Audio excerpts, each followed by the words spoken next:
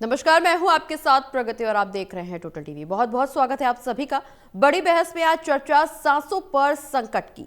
दरअसल दिल्ली एनसीआर में प्रदूषण का स्तर बेहद गंभीर है, सांस लेना मुहाल हो गया है। पॉल्यूशन को लेकर सरकार सख्त कदम के दावे कर रही है, वहीं विपक्ष कोई ठोस कदम नहीं उठाए जाने और दिल्ली में मुश्किल होती जिंदगी पर सरकार को घेरने में जुटा हुआ है। दूसरी ओर गंभीर वायु प्रदूषण को लेकर सुप्रीम कोर्ट ने सख्त टिप्पणी की है। मुख्य न्यायाधीश सूर्यकांत ने मेट्रो शहरों की जीवन शैली पर सवाल उठाए। कहा है कि प्रदूषण संकट की असली कीमत गरीब मजदूर चुका रहे हैं, जबकि अमीर वर्ग अपनी आदतें बदलने को तैयार नहीं है। दिल्ली एनसीआर में बढ़ता प्रदूषण, जानलेवा हवा का जिक्र हर किसी की जुबान पर है, लेकिन सवाल यह है कि इस बढ़ते प्रदूषण की वजह कौन है? कैसे इस बढ़ते प्रदूषण पर नियंत्रण लगाया जा सकता है? सांस कैसे ली जा सकती है इस जानलेवा हवा के बीच? एक सवाल यह भी कि राजधानी की इतनी दुर्दशा तो हो गई है, आखिर जिम्मेदार लोग अब कब चेतेंगे? आज की बड़ी बहस में इन्हीं सवालों के जवाब खंगालने की कोशिश करेंगे।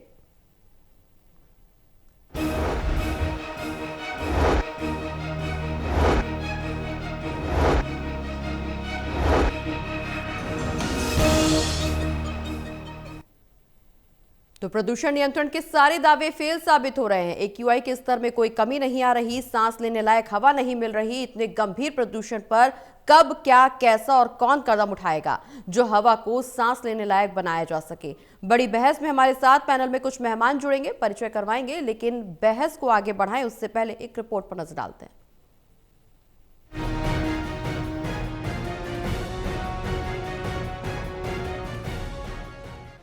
सोमवार को सीजेआई सूर्यकांत की अध्यक्षता वाली पीठ के सामने दिल्ली एनसीआर में गंभीर वायु प्रदूषण का मुद्दा उठा। न्याय मित्र और वरिष्ठ अधिवक्ता अपराजिता सिंह ने कहा कि हर साल हालात तब तक नहीं संभलते जब तक कोर्ट राज्यों को सख्त निर्देश ना दे। उन्होंने ये भी आरोप लगाया कि कोर्ट के आदेशों के बावजूद नवंबर-दिसंबर में बच्चों की आउटडोर स्पोर्ट्स एक्टिविटीज के रास्ते निकाले गए। सिंह ने बताया कि सुप्रीम कोर्ट पहले ही स्पष्ट कर चुका है कि इन महीनों में बच्चों के खेल आयोजनों पर रोक रहेगी, फिर भी आदेश को दरकिनार किया जा रहा है। इस पर पीठ ने कहा कि वायु प्रदूषण का मामला पहले से ही बुधवार को 3 जजों की पीठ के सामने सुनवाई के लिए सूचीबद्ध है।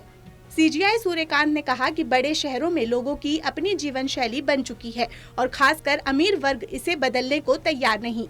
उन्होंने कहा कि ग्रेप 4 के तहत लगाए गए सख्त प्रतिबंधों का सीधा और बुरा असर निर्माण कार्य में लगे गरीब मजदूरों पर पड़ रहा है, जिनका काम ठप हो गया है।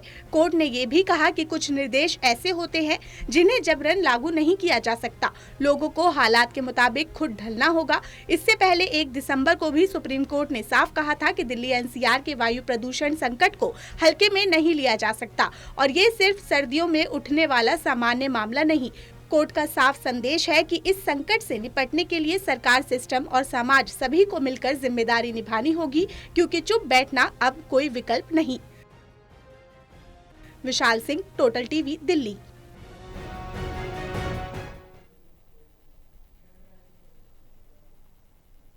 तो राजधानी के लोगों को राहत कैसे पहुंचाई जाए, क्या कदम उठाए जाएं जिससे जनता को राहत मिल सके, इस पर लगातार चर्चा जारी है। क्योंकि जिस तरह से विपक्ष सरकार को आड़े हाथों ले रहा है, सवाल लाजमी है कि आखिर दिल्ली की जनता को दम घोंटू हवा से कैसे उबारा जाए, क्योंकि प्रदूषण लगातार बढ़ता जा रहा है। दिल्ली की हवा में सांस लेना मुश्किल होता जा रहा है।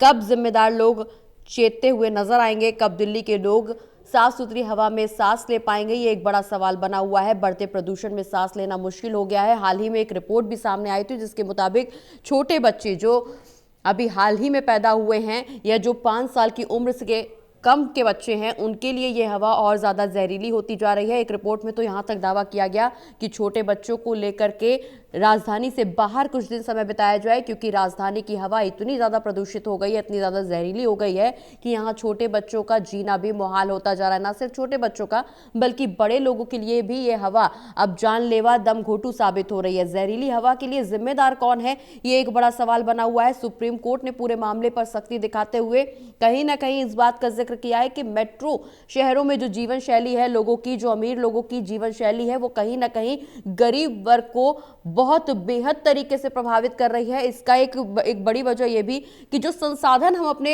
जीवन शैली में शामिल करते हैं, दिनचर्या में शामिल करते हैं, चाहे वो कार का इस्तेमाल हो, चाहे वो बाइक का इस्तेमाल हो या फिर किसी अन्य संसाधनों को हम जिस तरह से अपनी जीवन शैली में शामिल करते हैं अपनी सहूलियतों के लिए, वो कहीं ना कहीं हमारे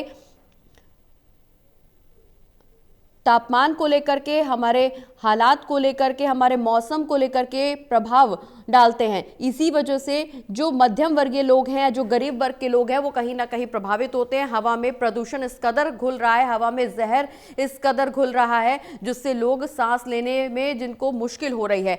कैसे इस से राहत मिल सके, दिल्ली एनसीआर में दम घोटू हवा जो बनी हुई है उससे किस तरह से राहत मिल सके, इसको लेकर के लगातार चर्चा की जा रही है। दम घोटू हवा का आखिर जिम्मेदार कौन है, ये भी एक बड़ा सवाल बना हुआ है। दिल्ली के लोग सांस लेने के लिए कहां जाएं, ये भी एक बड़ा सवाल बना हुआ है। हमारे साथ पैनल में मौजूद हैं, उनसे आपका परिचय करवा देते हैं। मनीष झा जी हमारे साथ, जो कि आम आदमी पार्टी के प्रवक्ता हैं, वो मौजूद हैं। इसके अलावा डॉक्टर ममता त्यागी जी, जो कि बीजेपी की प्रवक्ता है, वो भी मौजूद हैं।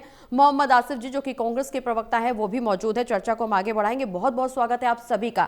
लेकिन सबसे पहला सवाल ममता जी आपसे, कि दिल्ली के लोग सांस लेने के लिए मोहताज होते जा रहे हैं। दम घोटू हवा में आखिर सांस कैसे ली जाए, जिम्मेदार लोग कब अपनी जिम्मेदारी निर्धारित करेंगे और कब कोई ऐसा ठोस कदम उठाया जाएगा जिससे दिल्ली की जनता साफ स्वच्छ हवा में सांस ले पाए? प्रगति जी, आपको नमस्कार, आपके सभी दर्शकों को नमस्कार, वंदे मातरम, जय हिंद। मैं बिल्कुल इस बात को से पूरी तरह से सहमत हूँ आपकी कि इस समय जो दिल्ली का AQI जो पिछले 2-3 दिन से है वो बहुत ज़्यादा बढ़ चुका है और एक स्मोक की जो कंडीशन है उससे सभी लोग प्रभावित हो रहे हैं। बच्चे बूढ़ों के लिए तो ज़िंदगी वाकई में बहुत मुश्किल हो गई है और ब्लैक 4 भी लागू हो गया है। जी। मतलब 50% आप ये देखिएगा कि जो भी ऑफिसेस हैं उन्हें ऑनलाइन मोड में काम करना है और छोटे बच्चों को तो ऑनलाइन क्लासेस ही चलानी है, 10th और 12th की क्लासेस को छोड़कर। डेफिनेटली हम मानते हैं कि ये समस्या बहुत गंभीर है और बहुत पुरानी समस्या है, तो इसको एक दिन में नहीं सुधार किया जा सकता, इसमें समय लगेगा।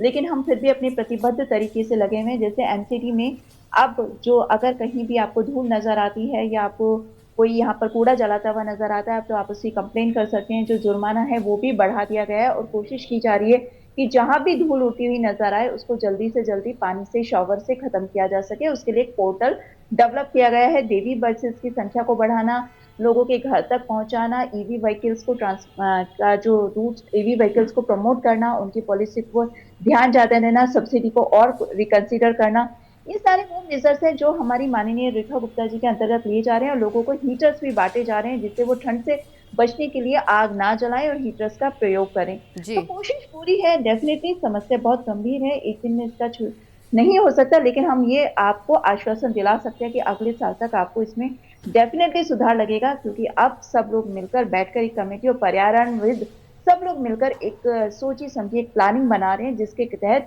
स्टेप बाय स्टेप हम इस चीज को आगे बढ़ सके। लेकिन हमारी सरकार साथ में ये भी ध्यान रखेगा प्रगति जी, वो सरकार है जो पेड़ों को बढ़ावा देती है, एक पेड़ माँ के नाम से प्रमोट करती है, जिससे लोगों को एनवायरनमेंट के लिए और पेड़ों के लिए ध्यान जाए और हम एक साफ सुथरी स्वच्छ दिल्ली, रहने लायक दिल्ली को बना सकें। ठीक है मनीष जी, इससे पहले आम आदमी पार्टी की सरकार, उस दौरान भी AQI का लेवल 800 और 1000 तक कई कई इलाकों में पहुंचा। उस दौरान भी ऐसे कोई खास कदम नहीं उठाए गए, लेकिन विपक्ष की तरफ से बीजेपी को घेरने की भरपूर कोशिश जारी है। देखिए प्रगति जी नमस्कार जी। आपने जब अरविंद केजरीवाल सरकार, आम आदमी पार्टी सरकार का जिक्र किया तो मैं आपको बताना चाहूंगा कि 11 साल जो हमारी सरकार थी, हम लोगों ने बहुत सारे चीजों को इंट्रोड्यूस किया था ताकि उससे पॉल्यूटेंट्स जो ऐड करते हैं प्रदूषण को, उसमें कमी लाई जा सके, कितनी रोकथाम लाई जा सके। उसमें से सबसे प्रमुख कारण था ऑड इवन और दूसरा था रेड लाइट ऑन गाड़ी ऑफ। मैं आपको सबसे पहले थोड़ा सा मैं ध्यान आकर्षित करना चाहूंगा आप सभी का, महानुभावों का, कि देखिए दिल्ली में जो प्रदूषण होता है उसमें सबसे ज्यादा गाड़ियों का धुआं और कंस्ट्रक्शन साइट से जो PM10 2.10 जो 2.5 होता है गाड़ियों के धुएं का, और PM10 जो होता है जो कंस्ट्रक्शन से या जो रोडों से जो धूल हम लोगों के सांसों में आता है, दैट इज PM10।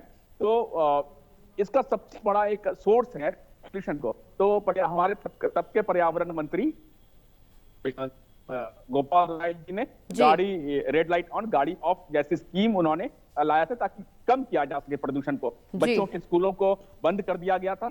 लेकिन आपको जान के ताज्जुब होगा, काफी हैरानी होगी आप सभी को जान के, कि उस वक्त LG ने ये फाइल और ये जो हमारा जो ये जो काम था रेड लाइट वाला, गाड़ी वाला, इसको तात्कालिक रोक लगा दिया था और उन्होंने दलील दिया था कि इससे आम जनमानस को दिक्कत हो रही है जी। और आप ऐसा कोई भी काम नहीं कर सकते जिससे पब्लिक को दिक्कत हो, और उन्होंने इसे नामंजूर कर दिया था।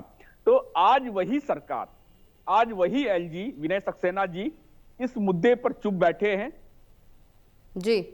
उनको सांप सूंघ गया है या क्या हो गया है भगवान मालिक, और इस पर कुछ भी जिक्र नहीं कर रहे हैं। और दूसरी तरफ आज जो मुख्यमंत्री है रेखा गुप्ता जी, हमें तो ऐसा मुख्यमंत्री मिला है जो AQI को टेम्परेचर में और थर्मामीटर से नापती है। दूसरी तरफ मैं आपको बताता हूं, ठीक है जी, पक्ष विपक्ष चलता रहेगा, लेकिन इस वक्त हमें सबसे ज्यादा फिक्र दिल्ली के लोगों की है कि दिल्ली के लोगों के लिए दिल्ली में जो हवा में जहर घुल गया है, दिल्ली में चाहे वो बच्चे हो, बुजुर्ग हो, बूढ़े हो, सब लोगों के लिए ये जानलेवा साबित हो रहा है। इसका क्या उपाय ढूंढा जाए? तो हमें भारतीय जनता पार्टी और रेखा गुप्ता जी से यही अपील है कि आप नौटंकी बंद करिए और आप सीरियस तरीके से इस पर काम करिए। आपने तो बहुत आसानी से आपने बता दिया कि 27 महीने में हो जाएगा, आपने अपना पल्ला झाड़ लिया, लेकिन क्या अगले 17 महीने में हमें या अगले साल जब हम डिबेट करेंगे या अगले साल क्या हम ऐसा कुछ है कि दिल्ली वाले प्रदूषण से उन्हें मुक्ति मिल जाए, हमें प्रदूषण मुक्त दिल्ली में सांस लेने को मिलेगा?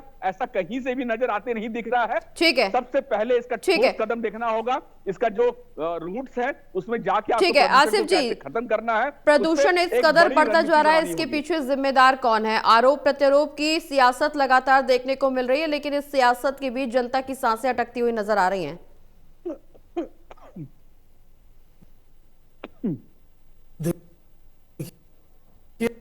सियासत तो होती रहेगी, हम लोगों का काम है सियासत करना, तमाम पॉलिटिकल पार्टियों का जी, ये एक अलग हिस्सा है। लेकिन जहां जिंदगी का सवाल है, बिल्कुल इंसान की जिंदगी पे, कि कम से कम इस पे सियासत ना हो और सरकार आंख खोलकर इस पे ध्यान दे। बिल्कुल, एमसीटी के अंदर भारतीय जनता पार्टी तकरीबन 20 साल से सरकार है। अभी 22 साल कहा भारतीय जनता पार्टी के प्रवक्ता जी ने कि एमसीडी अपना काम कर रही है और एमसीडी छिड़काव कर रही है। 20 साल से आप ही दिल्ली की सेवा कर रहे हैं, तो यानी कि जो आप आज काम कर रहे हैं, आपसे पहले आपने काम नहीं किया, उसका नतीजा पॉल्यूशन बढ़ा है। आप तो ये मान रही हैं। कम से कम वो चीज बोले जो समझ में आए, जिसमें आप सत्ता में काबिज हैं, उसके बावजूद आज कहे हम काम कर रहे हैं, तो कहूंगा नकारा भारतीय जनता पार्टी की एमसीडी की सरकार है, जिसने 20 साल तक कोई काम नहीं किया। अब रेखा गुप्ता जी के मुख्यमंत्री बनने के बाद में काम करने लगी है, ऐसा भारतीय जनता पार्टी के प्रवक्ता जी का कहना है। लेकिन रही बात 11 महीने सरकार होने को जा रहे हैं, इस 11 महीने में मुझे नहीं लगता रेखा गुप्ता जी ने दिल्ली के अंदर कोई काम किया हो, सिर्फ सियासत के अलावा और अपने एक फोटो सेशन के अलावा। आपको याद होगा जमुना की सफाई का वादा किया जी, और कहा हमने कर दिए, झाग रोक दिए, और झाग आपको जब दिखाई दिए कुछ दिन बाद ही वो सारे झाग आपको नजर आने लगे जी। पानी साफ भर दिया गया जमुना के पास, आप स्नान कीजिए छठ मैया का, और ये पानी साफ है। ये पानी साफ जो बाहर से लाके इकट्ठा किया गया, जो टैंकों से लोड किया गया, जिसके अंदर देश के प्रधानमंत्री को आना था, जब वो लीक हो गई तो उनका आना रुक गया। तो जो ये वादे भारतीय जनता पार्टी काम करने का तरीका है, मुझे नहीं लगता दिल्ली की जनता के लिए कोई काम कर रही है। हम कहेंगे जब हमारे टाइम में कोर्ट ने हमसे कहा पॉल्यूशन दिल्ली के अंदर बहुत ज्यादा था, और हमें जब कोर्ट ने, हम कहेंगे हम इसको छुपाएंगे, जब कोर्ट ने हमें बिल्कुल कतार लगाई, ठीक है, के बाद हमने देखे शीला जी ने कितने काम किए। दिल्ली की सड़कों के ऊपर निकलने के बाद में हमारी व्हाइट शर्टें काली हो जाया करती थी। जब हमने सत्ता छोड़ी तो व्हाइट शर्ट शाम को व्हाइट ही मिलती थी आपको, क्योंकि जी ने टीटीसी की बसों को डीजल से हटा के सीएनजी में तब्दील किया, बसों की संख्या बढ़ाई, पेड़ों को लगवाया, फ्लाईओवर का दिल्ली में जाल बिछाया, और धीरे धीरे काफी हद तक हम पूरी तरह तो कंट्रोल नहीं कर पाए, इस हद तक हम पॉल्यूशन कंट्रोल में कामयाब हुए, क्योंकि हमारी नियत थी। आज की सरकार ने इस बात तो हो रही थी, आज की सरकार की नियत नहीं है। अभी उन्होंने कहा बसें बढ़ा दी, बसों की संख्या दिल्ली बची 2800, हम छोड़ के गए थे 2800। आपके टाइम में दिन पे दिन बसें कम हो रही हैं। अब भारतीय जनता पार्टी के प्रवक्ता कह रही है दिल्ली में बसें बढ़ रही हैं। दिल्ली में अगर एक सबसे बड़ा आसान तरीका है, सरकारी बसों की व्यवस्था दिल्ली सरकार को करनी चाहिए। रोडों के ऊपर आज दिल्ली की आबादी इतनी हो गई, कम से कम 12,000 बसें दिल्ली सरकार को चलानी चाहिए, जिससे लोग अपने व्हीकल का इस्तेमाल कम करें, सरकारी वाहन का इस्तेमाल करें, और कम से कम पॉल्यूशन किसी हद तक कंट्रोल में कामयाबी मिले। ये राजनीति करने ममता का वक्त नहीं है। ममता जी, आम ये आदमी दिल्ली की पार्टी के जनता को प्रवक्ता ने जहर- अभी इस बात जहर का पे जिक्र राजनीति किया करने कि का जब वक्त नहीं है। केजरीवाल की सरकार थी तो ऑड इवन लागू किया गया था। इसके अलावा एक और बड़ा कदम केजरीवाल की सरकार में उठाया गया था कि रेड लाइट ऑन गाड़ी ऑफ। निश्चित रूप से ये कहीं ना कहीं इससे थोड़ा सुधार प्रदूषण में जरूर देखने को मिला था और सुप्रीम कोर्ट ने भी इस बात को माना है। उन्होंने भी जिस तरह का जिक्र किया उस पे भी साफ तौर पर यह कहा गया कि जिस तरह का जीवन शैली मेट्रो शहरों में अमीर लोग जी रहे हैं, यानी जो संसाधन अमीरों के पास है, उससे कहीं ना कहीं गरीब वर्ग प्रभावित हो रहा है। इससे क्या आपको नहीं लगता कि ये ऑड इवन वाला जो फॉर्मूला है वो आपकी सरकार को भी लागू करना चाहिए, या फिर सिर्फ पिछली सरकारों की स्ट्रेटेजी को आगे नहीं बढ़ाना है या प्रमोट नहीं करना, इसलिए बीजेपी से आगे नहीं बढ़ा रही है? प्रगति जी, आपकी बात का जवाब देने से पहले मैं जरा मनीष शाकी जी की कुछ बात का जवाब दे दूं। जो आप ये कह रहे थे कि हमें तो कोई कार्य का होता हुआ नजर नहीं आ रहा है, तो आम आदमी पार्टी का जो सबसे बड़ा मुद्दा था 2022 से पहले, अगर आपको याद हो, केजरीवाल जी कितना कहते थे कि पंजाब में पराली जलती है, और 2022 के बाद वो पराली जलनी बिल्कुल समाप्त हो गई थी। आपको ये शायद स्टेटमेंट सभी लोगों को बहुत अच्छे से पता है, क्योंकि 2022 के बाद में वहां पर आम आदमी पार्टी की सरकार आ गई तो वहां पर पराली जलनी बंद हो गई थी। तो इनको जो चीजें नजर आती हैं उनकी सेलेक्टिव विजन के अकॉर्डिंग नजर आती है, जो ये अपनी राजनीति को सूट करती है और उसके अनुसार ये आगे बढ़ते हैं। अब आपकी बात पर आती हूँ जी। देखिए, हमने यहाँ पर जो देवी बसेस का संचालन किया, मैं ईस्ट दिल्ली में रहती हूँ, यहाँ का मैं आपको उदाहरण देती हूँ। कोई भी गली मोहल्ला, प्रगति जी, ऐसा नहीं है जहाँ पर देवी बस ना जा रही हो। हर गली मोहल्ले के बाहर तक, घर तक, स्कूल तक देवी बस जा रही है। दूसरी चीज मैं यहाँ पर ये कहना चाहूंगी कि जो आप ये ऑड इवन की बात करते हैं, देखिए आज के समय में हम ये मानते हैं कि हमारा जो नागरिक है, दिल्ली में जो लोग रह रहे हैं, वो खुद जिम्मेदार बने, क्योंकि केवल ऑड इवन इम्पोज करना है कि लोगों पर थोप देना कभी भी लॉन्ग टर्म सॉल्यूशन नहीं हो सकता। लोग एक ही जगह दो दो गाड़ी रखने, इस चीज को हम जस्टिफाई कहीं से कहीं तक नहीं कर सकते। हाँ, हम इतना जरूर कह सकते हैं कि लोगों से इलेक्ट्रिक व्हीकल के रिक्वेस्ट करें कि आप अपनी जितनी भी व्हीकल्स हैं कोशिश करें कि उसे इलेक्ट्रिक व्हीकल पर कन्वर्ट करें या धीरे धीरे उस पर स्विच ओवर करने की कोशिश करें। लेकिन ऑड इवन के बहाने में दिल्ली में आप लगातार व्हीकल्स की संख्या को बढ़ा दे तो मेरे हिसाब से वो कहीं से कहीं तक जायज नहीं है। रही बात वायु प्रदूषण की, जब मैं अगर कांग्रेस प्रवक्ता को जवाब देना चाहूँ तो 2008 में दिल्ली का वायु प्रदूषण 300 और 400 के आसपास हमेशा पहुंचता था। तो दिल्ली की हवा कोई आज से जहरीली नहीं है, पिछले 25 साल से लगातार जहरीली है। और रही बात, ये कहते हैं कि हमने दिल्ली को बसेस दी, लेकिन दिल्ली की बसेस की अपनी टाइम लिमिट होती है। जो दिल्ली की बसेस को हटाया गया, उनकी टाइम लिमिट पूरी होने के बाद, कोर्ट के आदेश के बाद हटाया गया, उसमें भारतीय जनता पार्टी का कोई अपना नियम नहीं था। दूसरी बात, दिल्ली की जनता के लिए लगातार हम ये कोशिश कर रहे हैं कि हम यहाँ पर इलेक्ट्रिक व्हीकल्स की जो संख्या है उसे बढ़ाएं, तब हम इस लॉन्ग टर्म सोल्यूशन की बढ़े। और दूसरी बात है कि धूल के लिए हम चीजों को कवर करना शुरू करें, चीजों को कंट्रोल करना शुरू करें, तो एक लॉन्ग टर्म सॉल्यूशन निकलेगा। ठीक है। आसिफ जी और मनीष जी, आप दोनों से एक ही सवाल कि जिम्मेदार हम एक दूसरे को ठहरा रहे हैं, लेकिन जिस तरह का प्रदूषण है अब उसमें जिम्मेदार नहीं ठहराया जा सकता, आरोप प्रत्यारोप की राजनीति नहीं की जा सकती। समाधान कैसे निकलेगा, क्या कदम उठाए जाएं दिल्ली सरकार के साथ मिलकर के? विपक्ष ऐसा कौन सा कदम उठा सकता है जिससे दिल्ली की जनता को राहत मिल सके प्रदूषण पर? मनीष जी।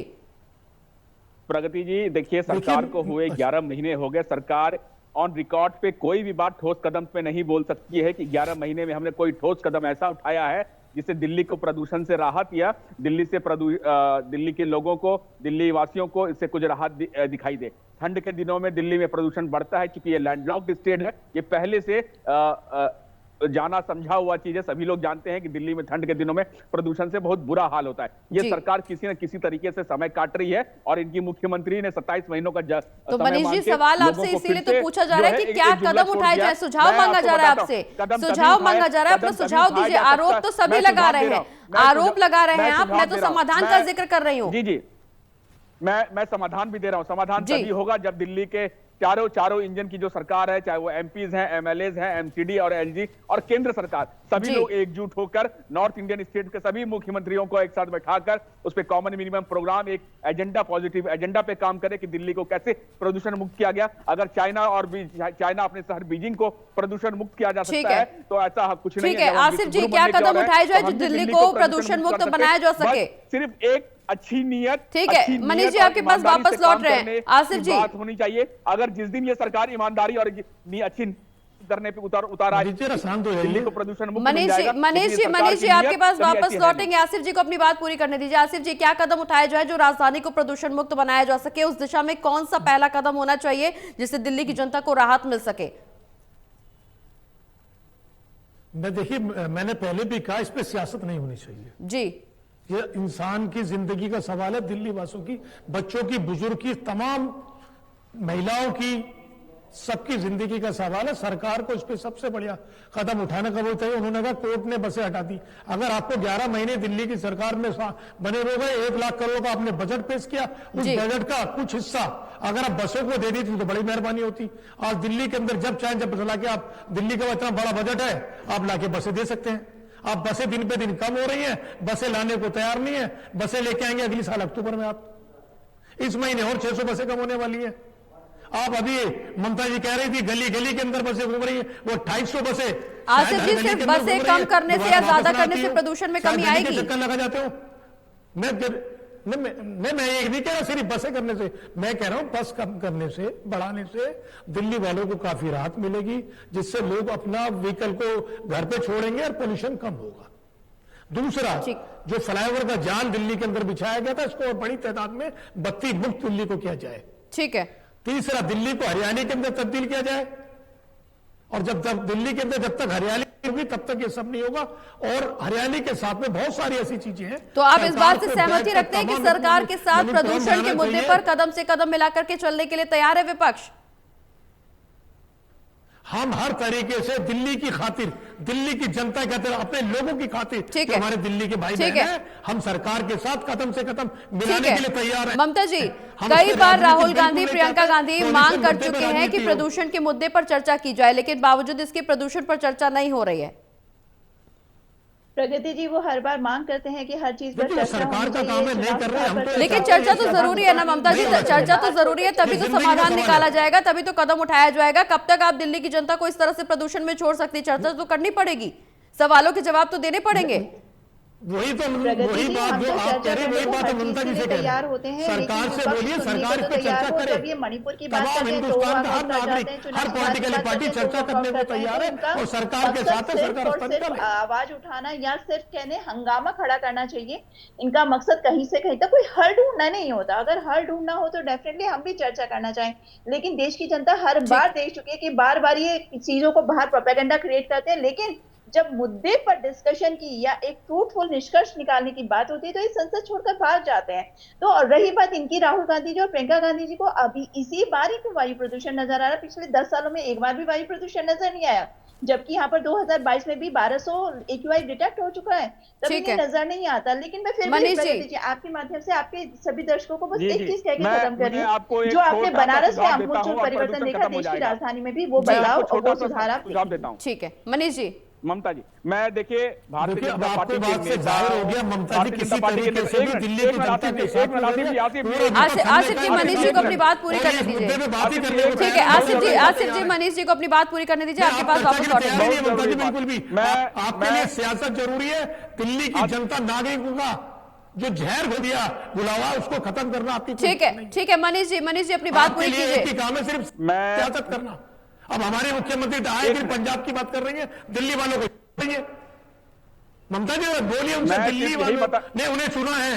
आसिफ जी दूसरों को बोलने का मौका भी दीजिए। ठीक है आसिफ जी, ठीक है जी मनीष जी अपनी बात पूरी कीजिए। मैं यही बताना चाहता हूं, भारतीय जनता पार्टी के तमाम नेतागण और तमाम सांसद मंत्री जितने भी लोग हैं, इनके घर से, इनके कार्यालय से एयर प्यूरिफायर हटा दिया जाए और फिर देखिए दिल्ली में कैसे प्रदूषण मुक्त होता है, और फिर ये देखिए काम कैसे करेंगे। इनके घर में इनको दिक्कत नहीं है, जिस दिन इनको तकलीफ होना शुरू होगी, दिल्ली वालों की, दिल्ली के गरीब लोगों का तकलीफ ये समझने लगेंगे, इनके सीने में दर्द होगा, तो अपने आप ये प्रदूषण को दिल्ली की ओर बढ़ते हुए कदम करेंगे। इनके घरों से, इनके दफ्तरों से एयर प्यूरिफायर हटा दिया जाए और तब देखिए दिल्ली कैसे प्रदूषण मुक्त की ओर बढ़ती है। ठीक है ममता जी, बेहद कम शब्दों में अपनी बात पूरी कीजिए। बिल्कुल सेकंड्स में दबा दूंगी। प्रगति जी, आम आदमी प्रवक्ता मनीष शास्त्री से कहना चाहूंगी, सबसे पहले केजरीवाल जी को दिल्ली में वापस स्थापित किया जाए, जो वो बहाने मार के दूसरी जगह जाके बैठ गए कि तुम तो ठहरे परदेसी, साथ क्या निभाओगे, साथ बीच में छोड़कर भाग गए। ठीक है वापस लाया जाए। अरे आप तो डॉक्टर हैं, आप तो सच बोलिए, आप तो डॉक्टर हैं। ठीक है केजरीवाल परदेसी हो गए हैं, लेकिन दिल्ली सरकार अभी भी स्वदेशी है, लेकिन बावजूद इसके कोई ठोस कदम नहीं उठाए जा रहे। दिल्ली की जनता जहरीली हवा में सांस लेने के लिए मजबूर हो रही है और आरोप प्रत्यारोप की राजनीति के बीच उनकी सांसें अटकी हुई हैं। सवाल आखिर यही बना हुआ है कि आखिर इस दम घोटू हवा से निजात कब मिल पाएगी। बहुत बहुत शुक्रिया आप सभी का चर्चा में शामिल होने के लिए। तो दिल्ली एनसीआर में प्रदूषण का स्तर गंभीर श्रेणी में पहुंचता जा रहा है, लेकिन बावजूद इसके आरोप प्रत्यारोप की राजनीति खत्म होने का नाम नहीं ले रही। सबकी जुबान पर एक ही सवाल कि आखिर कब इस जहरीली हवा से, दमघोटू हवा से निजात मिल पाएगी। आज की बड़ी बहस में फिलहाल इतना ही।